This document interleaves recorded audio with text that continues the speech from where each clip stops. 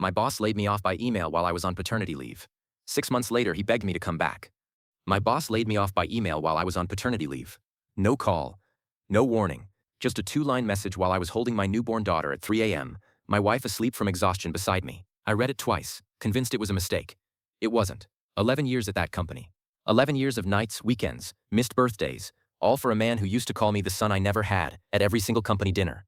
What made it worse was finding out why. My closest work friend, someone I'd mentored personally for 3 years, had been quietly campaigning for my role the entire time I was on leave. He'd been in my boss's ear for months, telling him I'd lost my edge, that I was distracted by fatherhood, feeding him exactly what he wanted to hear. I found out through a screenshot a junior employee accidentally sent me instead of him. My own mentee had been dismantling my career while I was changing diapers. I didn't call anyone. I didn't beg for my job back. I focused entirely on my daughter and let the anger sit quietly, untouched, for 2 full months.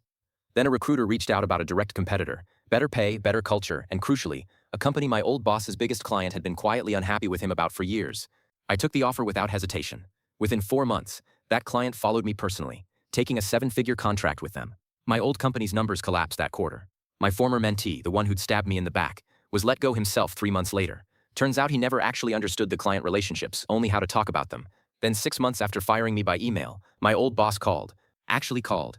Voice shaking slightly, asking if I'd consider coming back to help stabilize things. I let the silence sit for a long moment. Then I said 4 words. I'm doing just fine. He didn't respond. I hung up first. Some people only recognize your value once they've already lost it completely. Continue your story here.